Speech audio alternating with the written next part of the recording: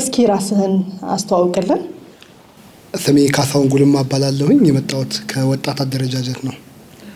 ካሳሁን በሀበጋር የትምህርት ጥያቄና መልስ ውድድር ስትሳተፍ ዛሬ ለስንተኛ ጊዜ ነው? ዛሬ እንግዲህ ለሶስተኛ ጊዜ ነው። ለሶስተኛ ጊዜ እንዴት አገኘው ሀበጋር የተማሪዎች ጥያቄና መልስ ውድድርን?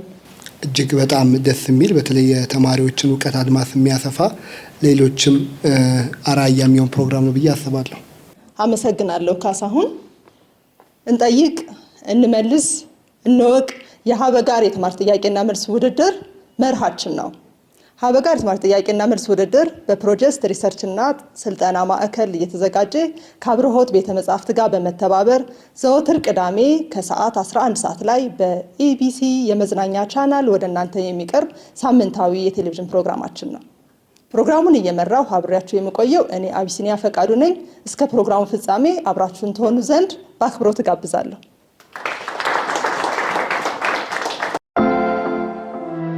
ዛሬም እንደተለመደው አዳዲስ እና ብሩህ የሆኑ ተወዳዳሪዎችን ይዘን ቀርበናል፣ ወደ እናንተ ቀርበናል። በግራና በቀኝ እነሆ እንደምታዩት ቦታቸውን ይዘዋል። ራሳቸውን እንዲያስተዋውቁ እድሉን በመስጠት ጀምራለሁ። ቡድን 1 ትንቢት ዮሴፍ ይባላልው ከአዲስ አበባ ዩኒቨርሲቲ ሁለተኛ ዓመት ኢኮኖሚክስ ተማሪ ነኝ። ሪድዋን ጀማል ይባላልው ከአዲስ አበባ ዩኒቨርሲቲ የሁለተኛ ዓመት የህግ ተማሪ ነኝ። ቡድን 2 ራሳችሁን ባካችሁ አስተዋውቁልን። ታደለ ባቡ ይባላልው የሶስተኛ ዓመት የህግ ተማሪ ነኝ። እሺ። መስታየት ደረሰ ይባላልው የሶስተኛ ዓመት የኢኮኖሚክስ ተማሪ ኮተን ዩኒቨርሲቲ ኦፍ ኤዱኬሽን። እናመሰግናለን። ሀበጋር የትምህርት ጥያቄና መልስ ውድድር 5 ዙሮች አሉት። የመጀመሪያውን ዙር ከመጀመራችን በፊት ደንቦቹን ሰምተን ካፍታ ቆይታ በኋላ የምንገናኝ ይሆናል። ዙር 1 በዚህ ዙር እያንዳንዱ ቡድን በ30 ሰከንድ ውስጥ የሚመልሱት 5 ጥያቄ ይቀርብላቸዋል። ትክክለኛ መልስ መስጠት 10 ነጥብና የ400 ብር ሽልማት ያስገኛል። ጥያቄው በትክክል ካልተመለሰ ለቀጣዩ ቡድን እድሉ ይሰጣል። እድሉ የተሰጠው ቡድን በ15 ሰከንድ ውስጥ ትክክለኛውን መልስ ካገኘ 5 ነጥብና 200 ብር ሽልማት ያገኛል። በቀጥታ ወደ ዙር 1 ጥያቄ የምናመራ ይሆናል። ዙር 1 የመጀመሪያ ጥያቄ ለቡድን 1። እሺ፣ በአንድ ሀገር ውስጥ በመወለድ የሚገኝ ዜግነት ምን በመባል ይታወቃል?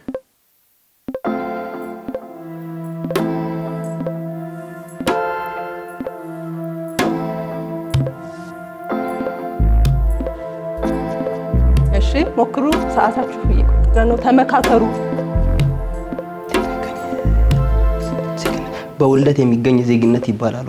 በውልደት የሚገኝ ዜግነት ይባላል። እሺ፣ ናቹራል ሲቲዝንሺፕ ይባላል። ሰዓት አላችሁ፣ ሞክሩ። በትክክል አልተመለሰም። ቡድን 2 ይሄንኑ ጥያቄ ሞክሩ። 15 ሰከንድ ነው ያላችሁ። በመወለድ የሚገኝ ዜግነት ወይም ሲቲዝንሺፕ ባይ ዲሰንት ይላል። እስኪ ሞክሩ።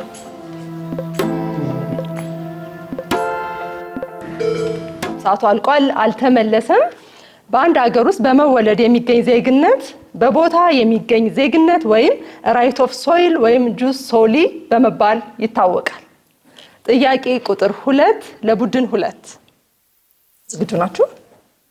ዓለም አቀፍ ሕግ በዋናነት የሚመለከተው የትኞቹን ተቋማት ነው?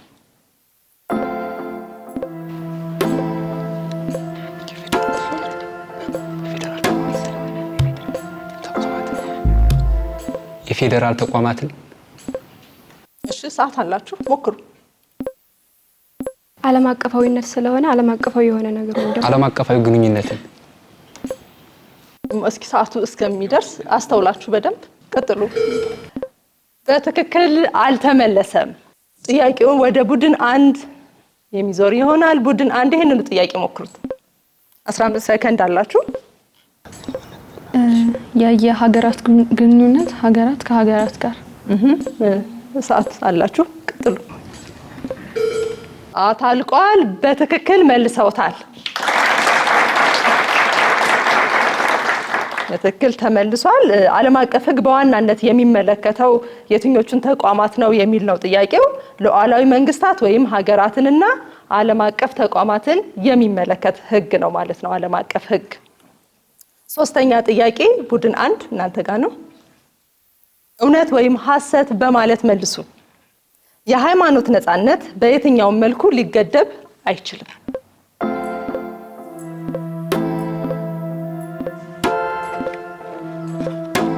ሰዓት እየቆጠረ ነው። ሐሰት ሐሰት በማለት መልሰዋል። በትክክል ተመልሷል። ለምን ሐሰት አላችሁ? ኮንስቲቲዩሽን አርቲክል 27 ላይ ሰብ አርቲክል 5 ላይ ሊገደቡበት የሚችለው ሁኔታዎችን ይዘርዝራል። ኢትዮጵያን ኮንስቲቲዩሽን ለፓብሊክ ሰላም ከሆነ ሌላውን ሰው የሌላውን ሰው መብት እንትን የሚያደርግ ከሆነ ጥሩ ተመልሷል። የሃይማኖት ነፃነት በየትኛውም መልኩ ሊገደብ አይችልም ነው ጥያቄው። መልሱ ሐሰት ነው። የሃይማኖት ነፃነት በሕግ ሊገደብ ይችላል። ለምሳሌ የሃይማኖት አተገባበሩ ከመሰረታዊ ሰብአዊ መብቶች መጠበቅና መከበር ጋር የሚቃረን ወይም የሚጋጭ ሆኖ ሲገኝ ወይም በሕግ የተጠበቁ የሌሎች ሰዎችን መብት የሚጥስ ከሆነ መብቱ ሊገደብ ይችላል ነው። በትክክል ተመልሷል። ጥያቄ ቁጥር 4 ለቡድን 2 በኢትዮጵያ ሕገ መንግስት አንቀጽ 40 ንዑስ አንቀጽ 1 መሰረት የንብረት መብት ከሚያጎናጽፋቸው መብቶች ውስጥ ሁለቱን ጥቀሱ።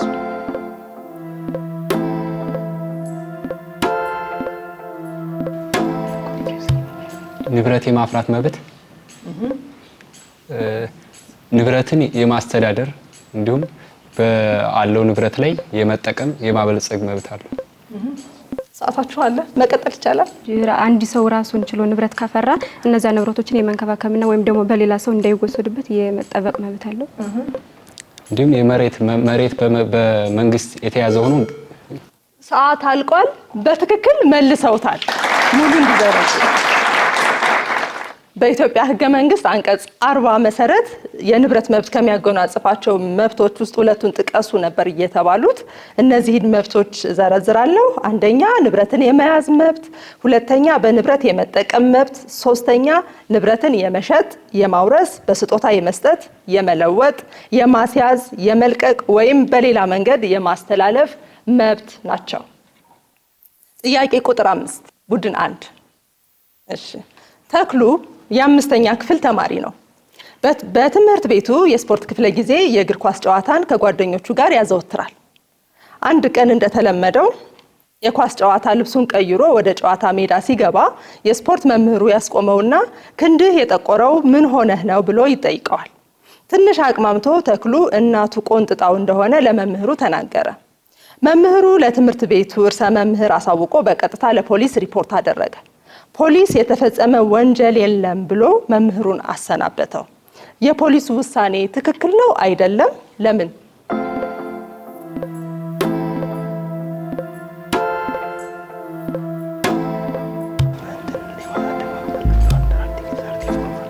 ወንጀል አይደለም ያለበት ምክንያት ደግሞ ቤተሰቦች ልጆቻቸውን ጥሩ ስነ ምግባር ይዞ እንዲያድጉ የመቆጣጠር እና ምንም ሳያደርጉ የማሳደግ መብት አላቸው። በትክክል ተመልሷል። የፖሊሱ ውሳኔ ትክክል ነው። ሊመረመር አይችልም ወይም በወንጀል አያስጠይቅም ብሎ ውሳኔ መስጠቱ ትክክል ነው። ምክንያቱም አንደኛ በሕገ መንግስቱ አንቀጽ 36 ንዑስ አንቀጽ 1 ንዑስ አንቀጽ መሰረት ህፃናት በአካላቸው ላይ ከሚፈጸም ጥቃት ውስጥ የዲሲፕሊን እርምጃዎችን ወይም ቅጣቶችን ያልዳሰሰ ስለሆነ ነው። ሁለተኛ በተሻሻለው የቤተሰብ ሕግ አንቀጽ 258 ንዑስ አንቀጽ 2 መሰረት አሳዳጊው አካለ መጠን ላልደረሰው ልጅ መልካም አስተዳደግ ተገቢነት ያለውን የዲሲፕሊን እርምጃ እንዲወስድ በሕግ ስልጣን ስለተሰጠው። ሶስተኛ በተሻሻለው የወንጀል ሕግ አንቀጽ 576 ንዑስ አንቀጽ 3 መሰረት ወላጆችና ተመሳሳይ ኃላፊነት ያላቸው ሌሎች ሰዎች ለመልካም አስተዳደግ የሚወስዱትንና ሕግን የማይቃረን የዲሲፕሊን እርምጃ አካለ መጠን ያልደረሱ ልጆችን በመጉዳት ወንጀል የማያስጠይቅ በመሆኑ ነው። ጥያቄ ቁጥር 6 ቡድን 2 እውነት ወይም ሐሰት በማለት መልሱ። በቂ የጤና አገልግሎት የማግኘት መብት ማለት መንግስት ከስራ ቦታ በስተቀር በሌሎች አካባቢዎች የሚፈጠሩ አደጋዎችን የመከላከል ኃላፊነት አለበት ማለት ነው። እውነት ወይስ ሐሰት?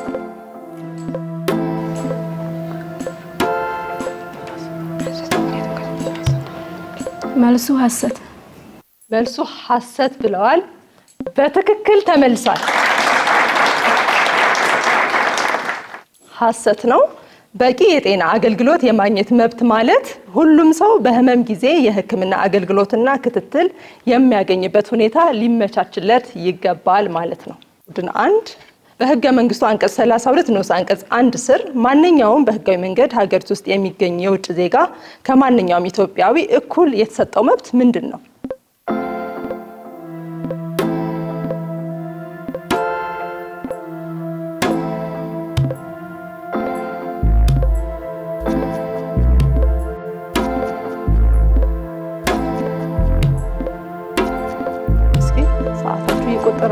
ሞክሩ።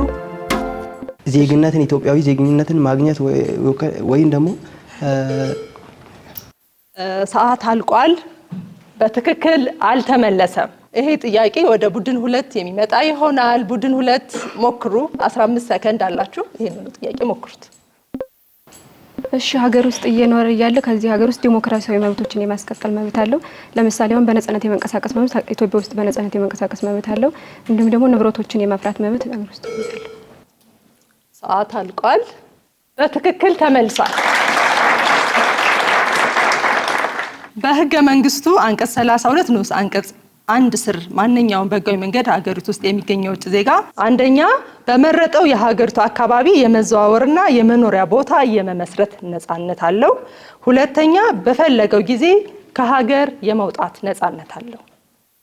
ጥያቄ ቁጥር 8 ኢንስፔክተር ዮሴፍ የፖሊስ የወንጀል ምርመራ ክፍል ኃላፊ ነው።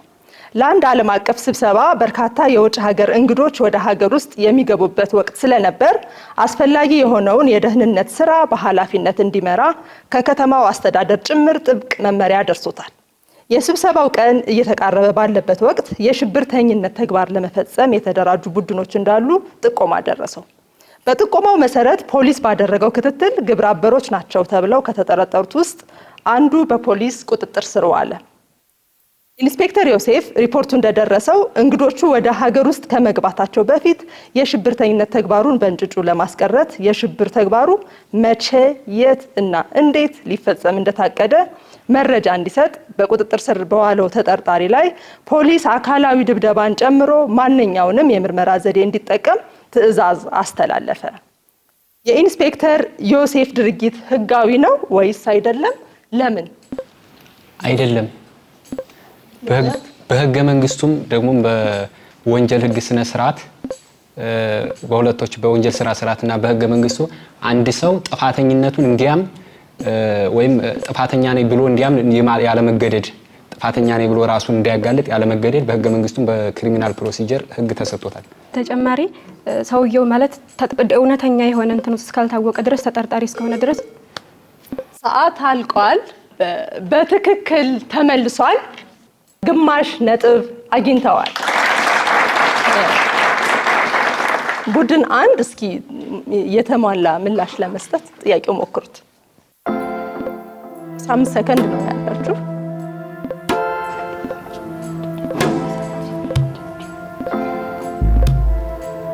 ማንኛውም ሰው ሰዓት አልቋል። ሰዓት አልቋል። አልተመለሰም። ውሳኔው የፖሊስ ውሳኔ ህጋዊ አይደለም። ምክንያቱም በህገ መንግስቱ አንቀጽ 18 ንዑስ አንቀጽ 1 መሰረት ማንኛውም ሰው በማንኛውም ጊዜ ጭካኔ ከተሞላበት ኢሰብአዊ ከሆነ ወይም ክብሩን ከሚያዋርድ አያያዝ ወይም ቅጣት የመጠበቅ መብት ያለው በመሆኑ እንዲሁም በህገ መንግስቱ አንቀጽ 93 ንዑስ አንቀጽ 4 ንዑስ አንቀጽ ሐመርሃ መሰረት መብቱ በአስቸኳይ ጊዜ አዋጅ አፈጻጸም ወቅት ጭምር ሊገደብ የማይችል መብት በመሆኑ ነው። ጥያቄ ቁጥር 9 ቡድን 1 በምስሉ ላይ የሚታየው ምልክት በኢትዮጵያ የትኛውን ፓርቲ ይወክላል? በስክሪናችሁ ላይ የምታዩት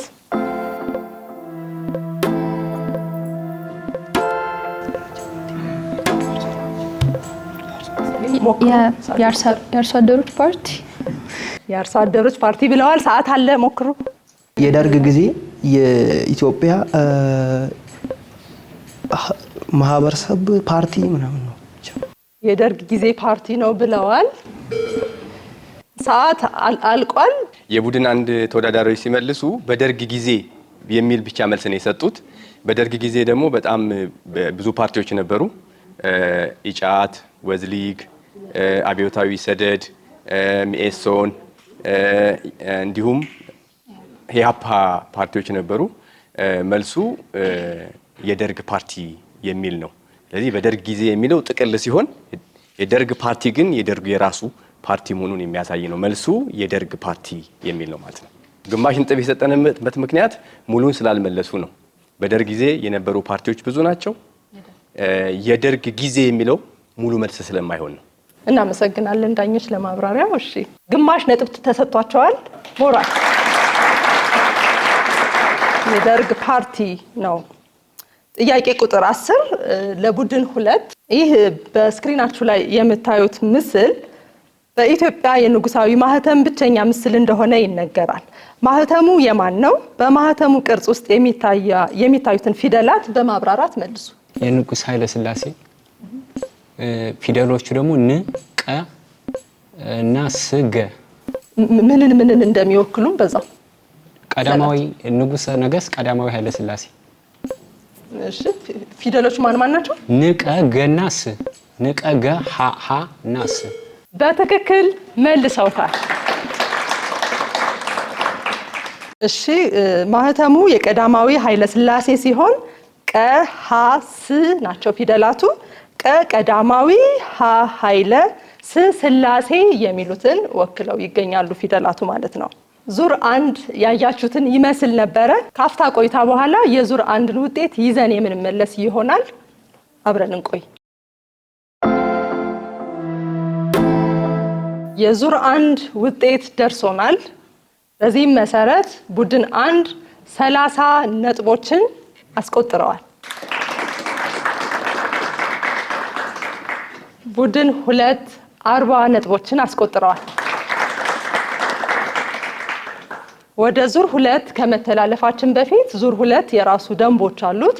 ደንቦቹን ሰምተን ካፍታ ቆይታ በኋላ እንመለሳለን። ዙር 2። በዚህ ዙር ለሁለቱም ቡድኖች 6 ጥያቄ በጋራ ይቀርባል። ጥያቄውን የሚመልሰው ቡድን የሚወሰነው ቀድሞ ደወሉን በመጫን ነው። ለመመለስ የሚሰጠው አንድ እድል ብቻ ሲሆን ይህም በ60 ሰከንድ ውስጥ መሆን ይኖርበታል። ትክክለኛውን መልስ መስጠት 15 ነጥብና የ1000 ብር ሽልማት ያስገኛል። ቅድሚያ ወስዶ በትክክል አለመመለስ 5 ነጥብ ያስቀንሳል። ጥያቄው ካልተመለሰ ለሌላኛው ቡድን እድሉ ይሰጣል። ትክክለኛውን መልስ ከሰጡ 15 ነጥብና 1000 ብር ሽልማት ያገኛሉ። ማንኛውም ጥያቄ ተነቦ ሳያልቅ ደወሉን መጫን ቡድኑን ጥያቄው እንዲዘለው ያደርጋል። ዙር 2 ቀድሞ የመመለስ ውድድር ነው። ጥያቄዎቹን አነብላችኋለሁ። ባንክሮ ከሰማችሁ በኋላ ትመልሳላችሁ ማለት ነው። ጥያቄ ቁጥር 1 የምርጫ ሂደት ለዜጎች የሚያጎናጽፈው መብት ምንድን ነው? ቡድን 1 አብርቷል። ሰዓታችሁን ተጠቀሙ። እየቆጠረ ነው። መራጮቹ ወይም ዜጎቹ በፈለጉትና በመረጡት ፓርቲ አመራር እንዲመሩ እና አመራጮቹም አካውንታቢሊቲ እንዲወስዱ እና አካውንታብል ሆኖ ዜጎችን እንዲያገለግሉ ካላገለግሉም ደግሞ በሪኮል በሚባለው ወይስ እንትን የመረጡትን ሪፕሬዘንታቲቭ የማስወገድ ከስልጣን እሱን ለሄ ይጠቅማል። ሲቲዝን ብሌን ምናምን ሰዓት አልቋል። በትክክል አልተመለሰም። የምርጫ ሂደት ለዜጎች የሚያጎናጽፈው መብት ምንድነው ነው? መሪዎቻቸውን በቀጥታ እንዲመርጡ ያስችላል። መንግስት ሆኖ የሚያስተዳድረውን የፖለቲካ ፓርቲ እንዲመርጡ ያስችላል። ጥያቄ ቁጥር 2 የምርጫ ወረዳዎችን በህዝብ ብዛት ልክ ማዋቀር የትኛውን የምርጫ መርህ ለማሳካት ይረዳል? ህጉን አላከበራችሁም። ጥያቄ ተነቦ ሳያልቅ ማብራት ወይ ደወል መጫን አይቻልም። ወደሚቀጥለው ቡድን እድሉን የሚያሳልፍ ነው የሚሆነው። ወደ ቡድን 1 እንሄዳለን ማለት ነው። ቡድን 1 ሰዓት ይቀርነው ሞክሩ።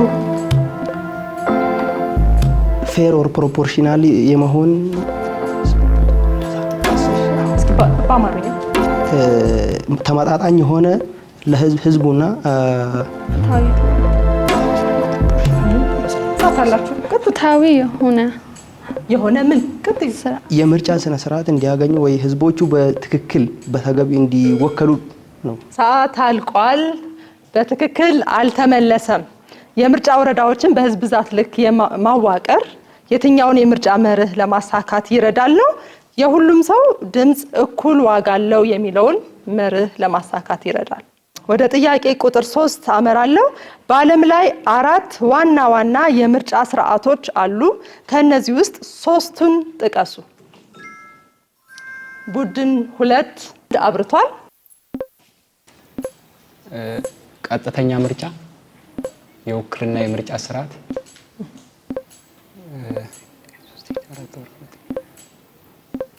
ቀጥሉ።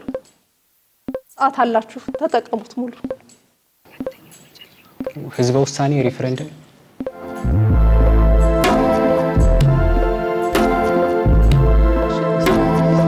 አትስያልቅ።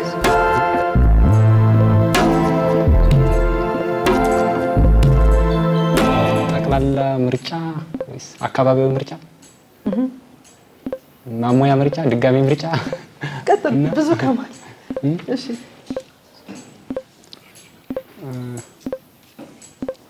እና ቀጥተኛና በውክልና ቀጥተኛ ሪፕሬዘንታቲቭ እና ዳይሬክት ኢሌክሽን ማለት ነው። ሰዓት አልቋል።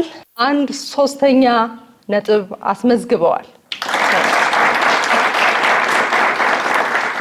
በዓለም ላይ 4 ዋና ዋና የምርጫ ስርዓቶች ያሉ ሲሆን እነሱም ተመጣጣኝ ውክልና፣ የአብላጫ ድምጽ ስርዓት፣ ድብልቅ የምርጫ ስርዓትና ነጠላ ሊተላለፍ የሚችል የምርጫ ስርዓት ናቸው። ጥያቄ ቁጥር 4 ዳሽ በሲዳማ ማህበረሰብ ዘንድ የሚተገበር ሀገር በቀል አስተዳደራዊና ባህላዊ ስርዓት ነው።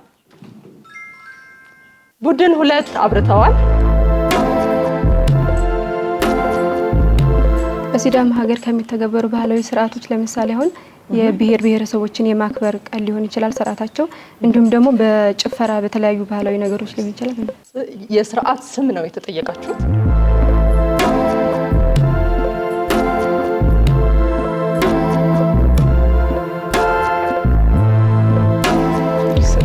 ፍቼ ጨምበላላ ፍቼ ጨምበላላ ብለዋል። በትክክል አልተመለሰም። ሉዋ ነው የሚባለው። ሉዋ በሲዳማ ማህበረሰብ ዘንድ የሚተገበር ሀገር በቀል አስተዳደራዊና ባህላዊ ስርዓት ነው። ጥያቄ ቁጥር 5 በኢፌድሪ ህገ መንግስት አንቀጽ 40 ንዑስ ቁጥር 3 መሰረት የገጠርም ሆነ የከተማ መሬትና የተፈጥሮ ሀብት ባለቤትነት መብት የማን ነው? ቡድን 1 አብርተዋል። እሺ ሰዓታችሁን ተጠቀሙ። የገጠርም ሆነ የከተማ መሬትና የተፈጥሮ ሀብት ባለቤት መንግስትና ብሔር ብሔረሰቦች ህዝቦች ናቸው። ሁለት መንግስትና የኢትዮጵያ ብሔር ብሔረሰቦችና ህዝቦች ብለው መልሰዋል። በትክክል መልሰዋል። የገጠርም ሆነ የከተማ መሬትና የተፈጥሮ ሀብት ባለቤትነት መብት የመንግስትና የህዝብ ነው። ጥያቄ ቁጥር 6 የመጨረሻው ጥያቄ ነው ለዚህ ዙር።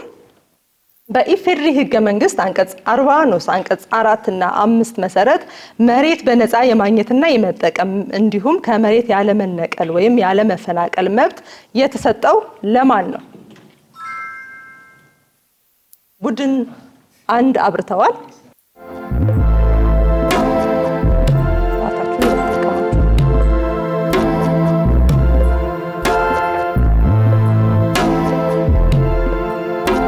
የኢትዮጵያ አርሶ አደር የኢትዮጵያ አርሶ አደር እና ዘላውያን ኦር ፓስቶራሊስት የሚባሉት በትክክል ተመልሷል።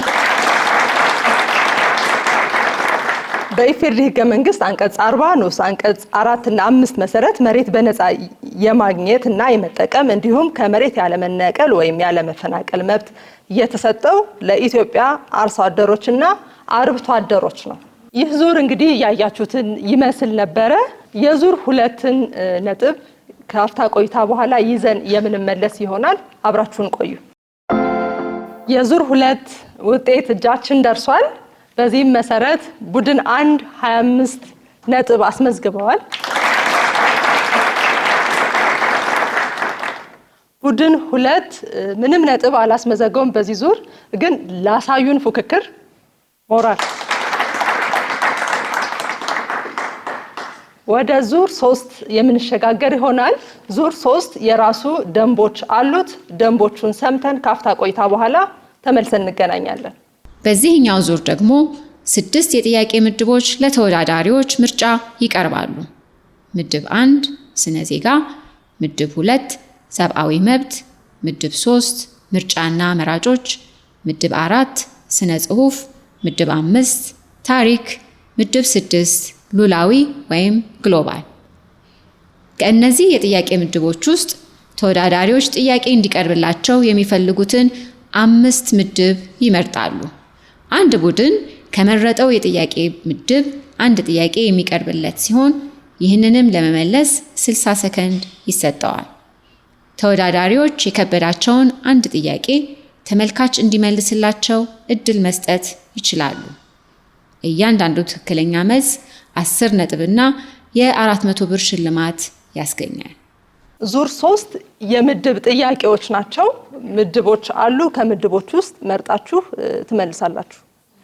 ስነ ዜጋ አለ፣ ሰብአዊ መብት፣ ምርጫና መራጮች፣ ስነ ጽሁፍ፣ ታሪክ፣ ሉላዊ ወይም ግሎባል አሉ። ከነዚህ ምድቦች ነው የምትመርጡት። 6 ምድቦች አሉ። እያንዳንዳችሁ ግን 5 ምድቦችን ነው የምትመርጡት። ይህን ዙር ለመጀመር ባለፈው ዙር ወይም በዙር 2 ከፍተኛ ነጥብ ላመጣ ቡድን ቅድሚያ የሚሰጥ ይሆናል እድሉ። በዚህም መሰረት ቡድን 1 ትመርጣላችሁ ማለት ነው። የትኛው ምድብ ይሆንላችሁ? ምድብ 1 ስነ ዜጋ። ምድብ 1 ስነ ዜጋ። በኢፌዴሪ ህገ መንግስት አንቀጽ 62 ንዑስ አንቀጽ 1 መሰረት የፌዴሬሽን ምክር ቤት ህገ መንግስቱን የመተርጎም ስልጣን ተሰጥቶታል። ይህ የሆነበት ምክንያት ምንድን ነው? ሀ ምክር ቤቱ የተለያዩ ብሔረሰቦች ተወካዮች ስብጥር በመሆኑ፣ በኢትዮጵያ ሉዓላዊ ስልጣን የተሰጠው ለብሔሮች ብሔረሰቦችና ህዝቦች በመሆኑ፣ ሐመርሃ ህገ መንግስቱ ከህግ ሰነድነት በላይ በብሔሮች ብሔረሰቦችና ህዝቦች መካከል የተደረገ የፖለቲካ ስምምነት ሰነድ በመሆኑ፣ መልሱ አልተሰጠም። እሺ ሞክሩ፣ ሰዓታችሁን ተጠቀሙ። ሐመርሃ ብለዋል። በትክክል ተመልሷል። በኢፌዴሪ ህገ መንግስት አንቀጽ 62 ንዑስ አንቀጽ 1 መሰረት የፌዴሬሽን ምክር ቤት ህገ መንግስቱን የመተርጎም ስልጣን ተሰጥቶታል። ይህም የሆነበት ምክንያት ህገ መንግስቱ ከህግ ሰነድነት ባሻገር በብሔሮች ብሔረሰቦችና ህዝቦች መካከል የተደረገ የፖለቲካ ስምምነት ሰነድ በመሆኑ ነው። ምረጡ። የትኛው ምድብ ይሆንላችሁ? ሰብአዊ መብት፣ ምርጫና መራጮች፣ ስነ ጽሁፍ፣ ታሪክ። ሰብአዊ መብት። ሰብአዊ መብት ምድብ 2 ጥያቄ ቁጥር 1 የፋብሪካ አገልግሎት ሰራተኞች፣ ገበሬዎች፣ የእርሻ ሰራተኞች እና የስራ ጠባያቸው የሚፈቅድላቸው የመንግስት ሰራተኞች የስራና የኢኮኖሚ ሁኔታዎችን ለማሻሻል በማህበር የመደራጀት መብት አላቸው። ይህ መብት ምን ተብሎ ይጠራል?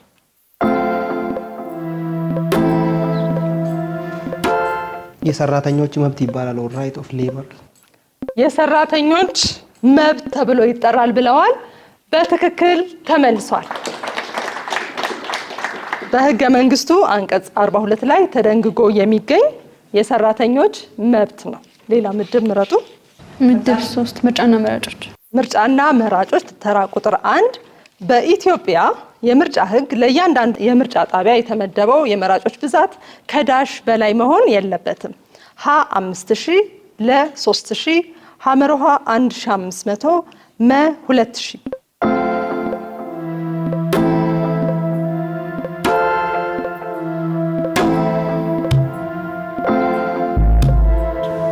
ሐመርሃ 1500። ሐመሮሃ 1500 በትክክል ተመልሷል። በኢትዮጵያ የምርጫ ሕግ ለእያንዳንዱ ምርጫ ጣቢያ የተመደበው የመራጮች ብዛት ከ1500 በላይ መሆን የለበትም። የመራጮችን ምዝገባ ስለማካሄድ በወጣው መመሪያ ቁጥር 6/2021 አንቀጽ 14 ንዑስ አንቀጽ 6 መሰረት በማንኛውም ምርጫ ለእያንዳንዱ የምርጫ ጣቢያ የተመደበው የመራጮች ብዛት ከ1500 መብለጥ የለበትም። እሺ 3 ምድቦች ይቀሯችኋል። ስነ ጽሁፍ፣ ታሪክ፣ ሉላዊ የትኛው ይሁን? ታሪክ መርጠዋል። ምድብ 5 ታሪክ። ከሚከተሉት መካከል ለአክሱም ስልጣኔ ማሽቆልቆል እንዲሁም ለመንግስቱ መዳከምና መውደቅ ውጫዊ ምክንያት የሆነው የቱ ነው? ሀ የቀይ ባህር ደሴቶችና ዳርቻዎች በአረቦች እጅ መውደቅ፣ ለ የመንግስቱ የግዛት መጠን በጊዜ ሂደት እያነሰ መምጣት፣ ሐመሮሃ የቤጃ አርብቶ አደር ህዝቦች ተደጋጋሚ ጥቃት፣ መ የሶሪያና የፐርሻ የተቀናጀ ጥቃት። ሀሌታ ውሃ ብለዋል። በትክክል ተመልሷል። የቀይ ባህር ደሴቶችና ዳርቻዎች በአረቦች እጅ መውደቅ። ከሚከተሉት መካከል ለአክሱም ስልጣኔ ማሽቆልቆል እንዲሁም ለመንግስቱ መዳከምና መውደቅ ውጫዊ ምክንያት የሆነው የቱ ነው የተባለው? መልሱ የቀይ ባህር ደሴቶችና ዳርቻዎች በአረቦች እጅ መውደቅ ነው። 2 ምድቦች ቀርተዋችኋል። ስነ ጽሁፍና ሉላዊ ወይም ግሎባል የቱ ይሻላችኋል? ስነ ጽሁፍ። ምድብ 4 ስነ ጽሁፍ። ከሚከተለው ቅኔ ውስጥ ህብረ ቃሉን ሰሙንና ወርቁን ለይታችሁ አውጡ። በማንም አላዝን አልገባም ኩነኔ ጥፋቴን አውቃለሁ የታጣሁት እኔ።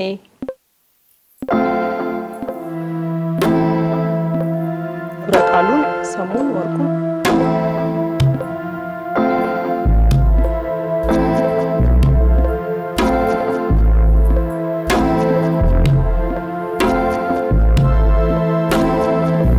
ሞክሩ። ሰዓታችሁ ነው። ህብረ ቃሉ የታጣሁት እኔ። እሺ ሰሙ እኔ ጥፋቴን አውቀዋለሁ ማለት ነው። ወርቁ ደግሞ የጠፋሁት እኔ ወይም የሌለሁት እኔ እንደማለት ነው። በትክክል ተመልሷል። በማንም አላዝን አልገባም ኩነኔ ጥፋቴን አውቃለሁ የታጣሁት እኔ ነው ቅኔው። ህብረ ቃሉ የታጣሁት እኔ የሚለው ሲሆን ሰሙ ጥፋተኛነቴን አላጣሁትም አውቀዋለሁ፣ ወርቁ ደግሞ የታጣሁት ወይም የጠፋሁት እኔ ነኝ የሚል ትርጉም ነው ያለው። ቡድን 1 የምድብ ጥያቄዎቻችሁን ጨርሳችኋል። ስለዚህ ወደ ቡድን 2 የምናልፍ ይሆናል። ቡድን 2 እንደዚሁ 6 ምድቦች አሏችሁ። ስነ ዜጋ፣ ሰብአዊ መብት፣ ምርጫና መራጮች፣ ስነ ጽሁፍ፣ ታሪክ፣ ሉላዊ ወይም ግሎባል የትኛው ይሁንላችሁ? ምድብ 1 ስነ ዜጋ። ምድብ 1 ስነ ዜጋ። ጥያቄ ቁጥር 2 ከሚከተለው ውስጥ የሲቪል ሰርቪስ አወቃቀር መገለጫ የሆነው የቱ ነው? ሀ ከአንድ ሀገር ፖለቲካ ገለልተኛ ሆኖ ይሰራል። ለ ያስፈጻሚው አካል አይደለም። ሐመርሃ ከመንግስት ጋር ፖለቲካዊ ትስስር አለው። መ የመንግስት ቢሮክራሲ ዋና አስፈጻሚ ነው። ሀሌታዋ ከአንድ ሀገር ፖለቲካ ገለልተኛ ሆኖ ይሰራል። ሀ ብለዋል። በትክክል ተመልሷል። የሲቪል ሰርቪስ አወቃቀር መገለጫ የሆነው የቱ ነው ጥያቄው። ከአንድ ሀገር ፖለቲካ ገለልተኛ ሆኖ ይሰራል ትክክለኛ መልስ ነው። እሺ ሌላ ምድብ ምረጡ እስቲ። ሰብአዊ መብት። ሰብአዊ መብት ቁጥር 2 ከሚከተሉት ውስጥ የህፃናትን የመማር መብት በይበልጥ የሚገልጸው የትኛው ነው? ሀ የመማሪያ መጽሐፍትና የተለያዩ የትምህርት ቤት ጉዞ ወጪዎችን ሳይጨምር ትምህርት በነፃ ሊሰጥ ይገባል። ለ መንግስታት ለሁሉም ተማሪ ህፃናት እኩል የትምህርት ዕድል እንዲያገኙ ማስቻል አለበት። ሐመርሃ መንግስት የትምህርትና ሌሎች የማህበራዊ አገልግሎቶችን ለህዝብ ለማቅረብ በየጊዜው እየጨመረ የሚሄድ ሀብት ይመድባል። መ ለና ሐመርሃ መልስ ናቸው።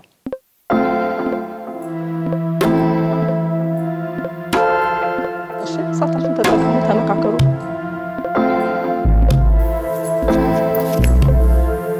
እሺ ለመንግስታት ለሁሉም ተማሪ ህጻናት እኩል የትምህርት እድል እንዲያገኙ ማስቻል አለበት።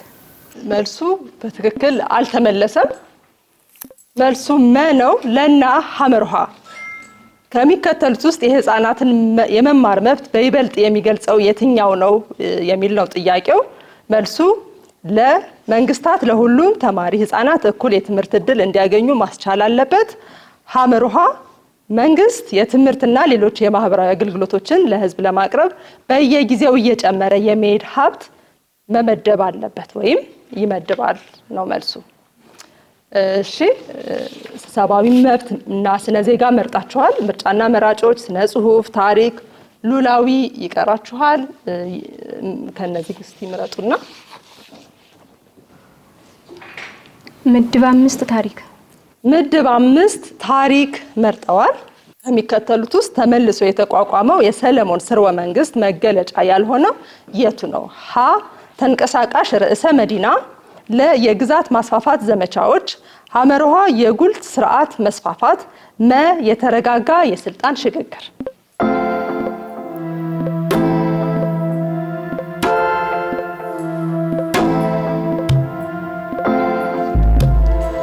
መ የተረጋጋ የስልጣን ሽግግር።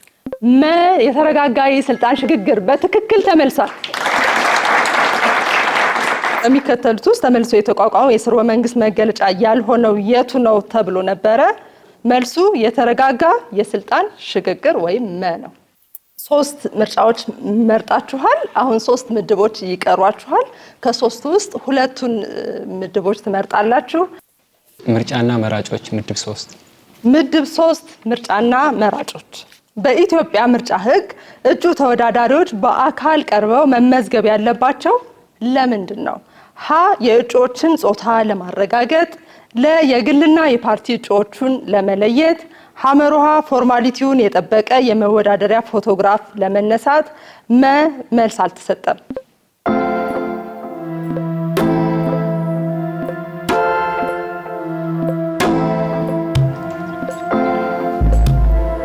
ለ የግልና የፓርቲ እጩዎችን ለመለየት።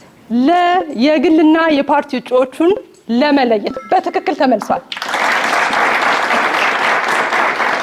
በኢትዮጵያ ምርጫ ህግ እጩ ተወዳዳሪዎች በአካል ቀርበው መመዝገብ ያለባቸው ለምንድን ነው ነበር ጥያቄው።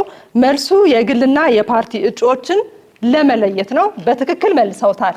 ምድብ 4 ስነ ጽሁፍ፣ ምድብ 6 ሉላዊ። ከሁለቱ አንድ ነው መምረጥ የምትችሉት። የትኛው ይሁን? ምድብ 4 ስነ ጽሁፍ። ምድብ 4 ስነ ጽሁፍ ቅኔ ነው። አነብላችኋለሁ። የሚከተለው ቅኔ ውስጥ ህብረ ቃሉን ሰሙንና ወርቁን ለይተህ አውጣ። የሌለው ተሟልቶ እስቲቃናልን ወሳኙ ጊዜ ነው እንዲህ ያዛል ቀን። ህብረ ቃሉ እንዲህ ያዛል ቀን የሚለው ነው። እሺ ሰሙ ደግሞ የሌለው ተሟልቶ እስኪቃናልን ድረስ ወሳኙ ጊዜ ነውና ጊዜው ያዝዝልናል ነው። ቀኑን እሱ ያዛል። ቀኑን እንዲህ ያዝዝልናል ነው። ቀኑን እንዲህ ያዛል ቀኑን ነው ሰሙ። ወርቁ ደግሞ ወሳኙ ጊዜን እንዲህ ያዛል ቀን አብሮ መዝለቅ ወደፊት አለ።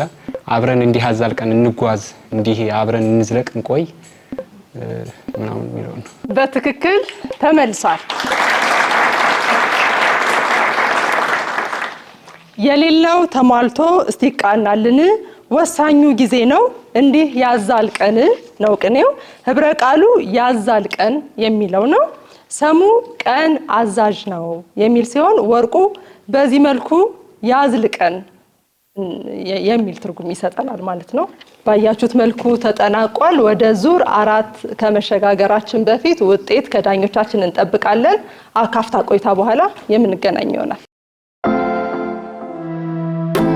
አሁን ተራው እናንተ የምትጠየቁበት ነው። ስለዚህ ጥያቄዎችን እጠይቃችኋለሁ፣ መልሳችሁን ደግሞ ትነግሩናላችሁ ማለት ነው። በአፍሪካ ውስጥ ስንት ሀገራት አሉ?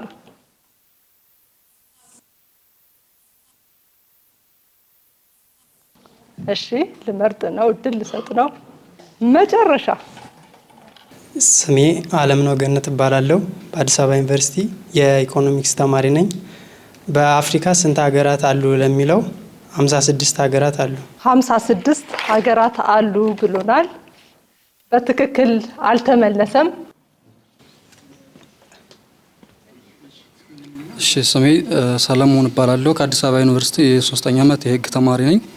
በአፍሪካ ስንት ሀገራት አሉ ለሚለው ጥያቄ 54 ሀገራት አሉ። 54 ሀገሮች በትክክል ተመልሷል።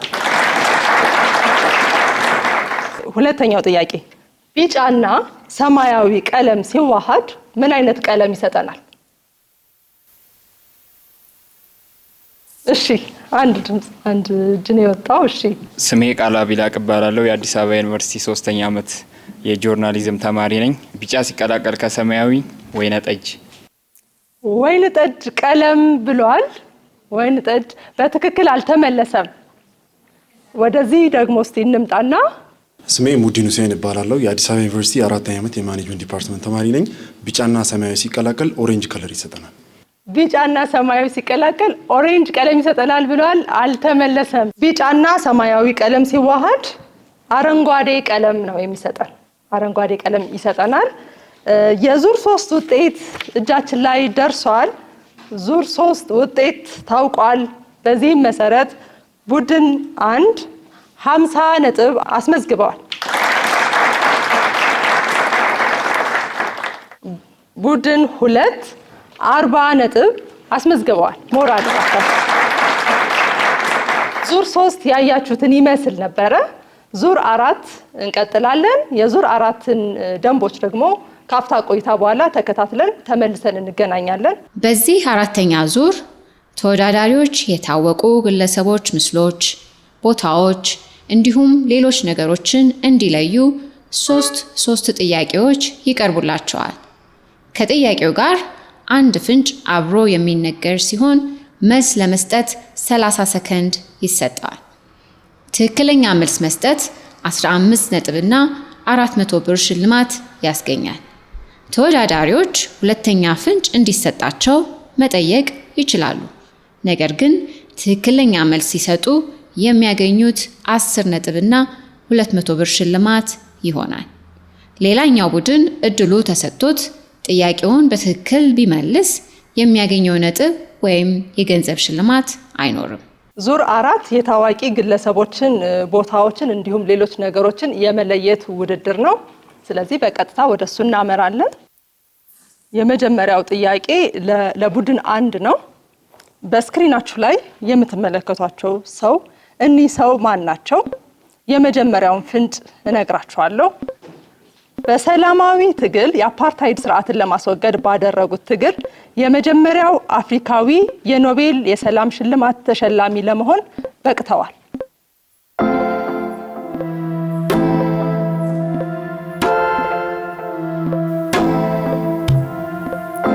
ሁለተኛ ፍንጭ መጠየቅ ይቻላል። ነጥቡ ላይ ግን ያስቀንሳል።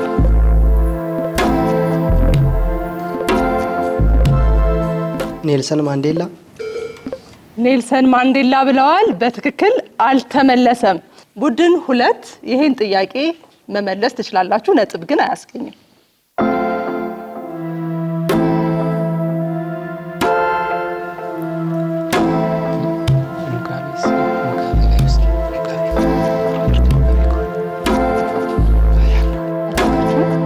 አላወቅነውም ብለዋል። እኒህ ሰው አልበርት ሉቱሊ ይባላሉ። በሰላማዊ ትግል የአፓርታይድ ስርዓትን ለማስወገድ ባደረጉት ትግል የመጀመሪያው አፍሪካዊ የኖቤል የሰላም ሽልማት ተሸላሚ ለመሆን በቅተዋል። እንዲሁም የአፍሪካን ናሽናል ኮንግረስ ወይም ANC ፕሬዝዳንት ጀነራል በመሆን አገልግለዋል። ሁለተኛ ጥያቄ ቡድን 1 ይህ በምስሉ ላይ የምትመለከቱት አርማ የየትኛው ባንክ መለያ ነው?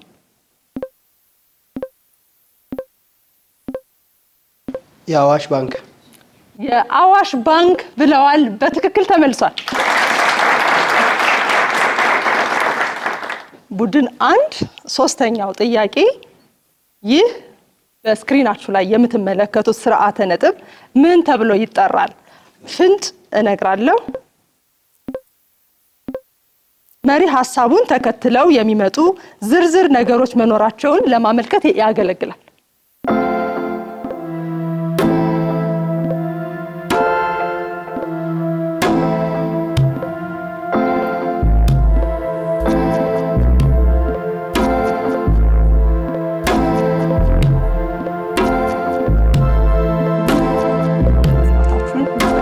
2 ነጥብ ከሰረዝ 2 ነጥብ ከሰረዝ በትክክል ተመልሷል። ሞራል ቡድን 1 የታዋቂ ግለሰቦችን፣ ቦታዎችን እንዲሁም ሌሎች ነገሮችን ምስል አይቶ የመለየት ውድድርን ጥያቄዎቻችሁን ጨርሳችኋል። ወደ ቡድን 2 የምናልፍ ይሆናል። ቡድን 2 ዝግጁ? ይህ በስክሪናችሁ ላይ የምታዩት አርማ የየትኛው ባንክ መለያ ነው?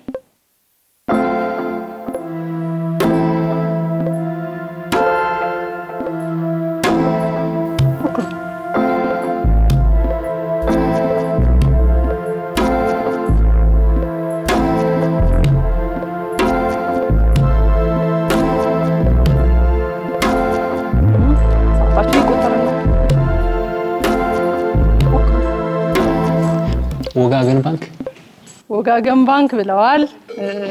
በትክክል አልተመለሰም፣ ሰዓቱ አልቋል። ቡድን 1 ነጥብ አያስገኝላችሁም፣ ግን እዩትና ሞክሩ። አርማው የምን ባንክ አርማ? ዳሽን ባንክ። ዳሽን ባንክ አልተመለሰም። ይህ አርማ የአባይ ባንክ አርማ ነው። ቡድን 2 ምስልን አይቶ የመመለስ ውድድራችሁ ላይ ይህ ስርዓተ ነጥብ ምን ተብሎ ይጠራል? ፍንጭ ሰጣችኋለሁ። ተያያዥነት ያላቸውን ራሳቸውን ችለው ሊነገሩ የሚችሉ 2 እና ከዚያ በላይ የሆኑ አረፍተ ነገሮችን አያይዞ ለማቅረብ ያገለግላል። ድርብ ነጠላ ሰረዝ። ድርብ ነጠላ ሰረዝ። ድርብ ነጠላ ሰረዝ። እስኪ ሰዓታችሁ እስኪያልቅ ሞክሩ። ድርብ ሰረዝ። ድርብ ሰረዝ በትክክል ተመልሷል። ድርብ ሰረዝ ነው። የመጨረሻው ጥያቄያችሁ ጥያቄ ቁጥር 3 እኚህ ሰው በምስሉ ላይ የምታዩቸው በስክሪናችሁ ላይ የምታዩቸው ሰው ማን ናቸው? አንድ ፍንጭ ሰጣችኋለሁ። የሲቪል መብቶች ተሟጋች የነበሩ በደቡብ አፍሪካ የአፓርታይድና የነጮች አናሳ መንግስትን በመቃወም ቀዳሚ ስፍራ ከያዙ እንስት መካከል አንዷ የሆኑ ናቸው።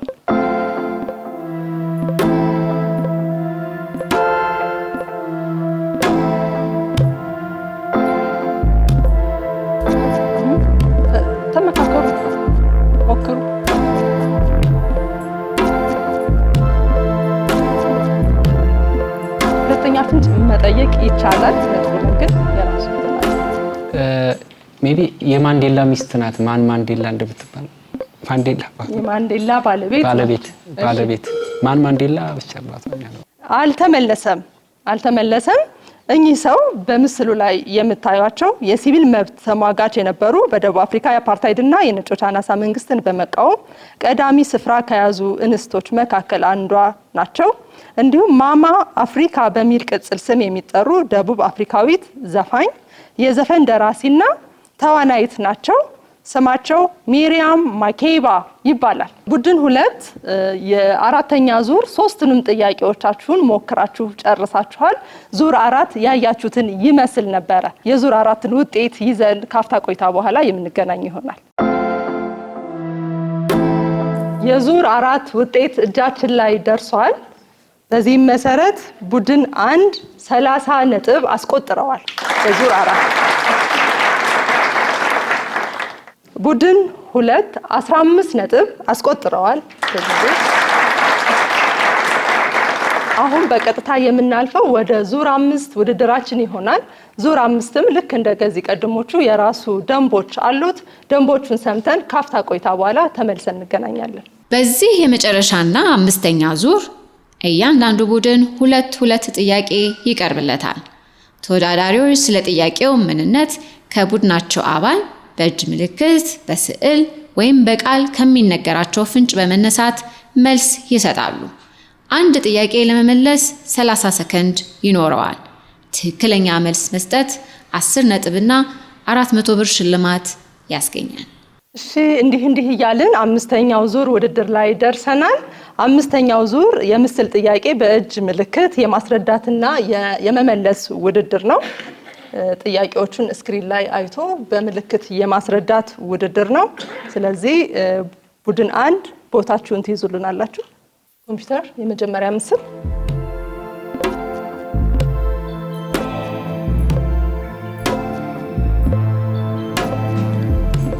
መተኛት፣ ዶርም፣ ስልክ ማውራት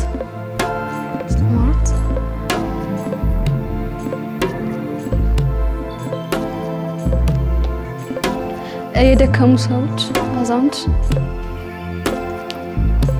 የደከሙ ሰዎች፣ አዛውንት፣ ሆስፒታል፣ ጆሮ በሽታ ያለባቸው። ሰዓት አልቋል፣ አልተመለሰም። የቪዲዮ ካሴት ነው። ሁለተኛ ምስል ኮምፒውተር።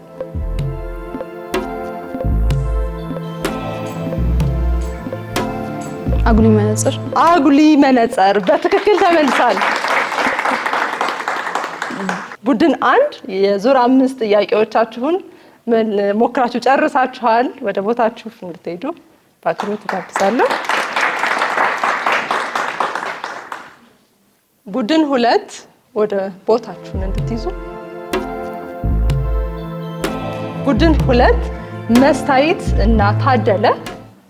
ኮምፒውተር ምስል 1 ለቡድን 2።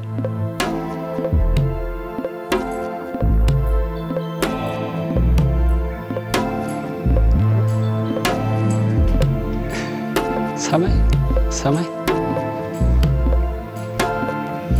መቆንጠጥ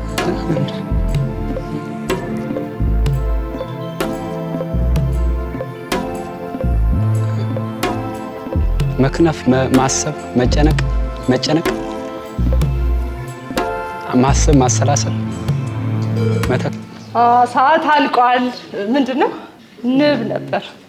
መቀያየር ከፈለጋችሁ ትችላላችሁ። አንደኛችሁ አስረጂ፣ ሌላኛችሁ። ምስል 2 ኮምፒውተር።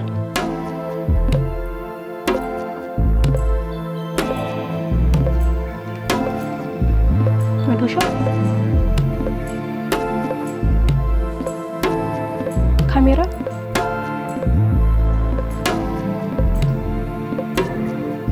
ላይት፣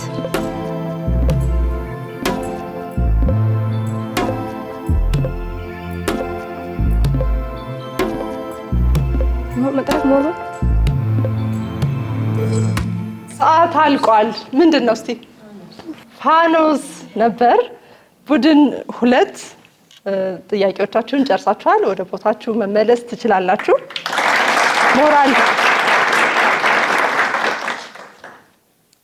እንግዲህ እንዲህ እያልን ዙር 5ን በዚህ መንገድ አጠናቀናል። የዙር 5ን ውጤት ከዳኞቻችን እስኪደርሰን ካፍታ ቆይታ በኋላ ተመልሰን የምንገናኝ ይሆናል። የዙር 5 ውጤት ደርሶናል። በዚህም መሰረት ቡድን 1 10 ነጥብ አስመዝግበዋል። ቡድን 2 በዙር 5 ምንም ነጥብ አላስመዘገቡም፣ ግን በደንብ ተፎካካሪነታቸውን አሳይተውናል። ሞራል። ዙር 5 የመጨረሻው ዙር እንደመሆኑ ጠቅላላ ድምር ውጤትም ደርሶናል። በዚህም መሰረት ቡድን 2 95 ነጥብና 3800 ብር ሽልማት አግኝተዋል። ቡድን 1 145 ነጥብ በማስመዝገብ የ6200 ብር ተሸላሚዎች ሆነዋል። የዛሬው ውድድር አሸናፊዎች ቡድን 1 ትንቢት ዮሴፍ እና ሬድዋን ጀማል ናቸው ማለት ነው። ሞራል። ቡድን 1 ሽልማታቸውን የሚወስዱ ይሆናል። ከቡድን 2 እንጀምራለን። ቡድን 2 95 ነጥብ እና የ3800 ብር ሽልማት አግኝተዋል። ሞራል።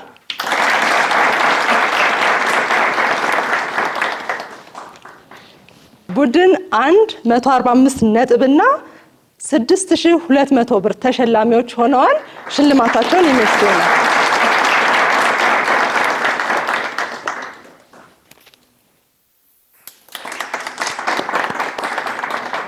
እንግዲህ ውድ አድማጭ ተመልካቾቻችን የዛሬው የሀበጋር የተማሪዎች ጥያቄና መልስ ውድድር ይሄን ይመስል ነበር። ሀበጋር የተማሪዎች ጥያቄና መልስ ውድድር በፕሮጀክት ሪሰርች እና የስልጠና ማዕከል ዋና አዘጋጅነት ከአብርሆት ቤተ መጻሕፍት ጋር በመተባበር ዘወትር ቅዳሜ ከቀኑ 11 ሰዓት ወደ እናንተ የሚቀርብላችሁ ሳምንታዊ የቴሌቪዥን ፕሮግራም ነው። ፕሮግራሙን እየመራው ከእናንተ ጋር ቆይታ ያደረኩት እኔ አቢሲኒያ ፈቃዱ ነበርኩ። ለዛሬው ዳኞቻችን፣ እንግዶቻችን፣ ተወዳዳሪዎቻችን እያመሰገንን በሚቀጥለው በተመሳሳይ ፕሮግራም እስከምንገናኝ እስከ ሳምንት ቸርን ሰንብት።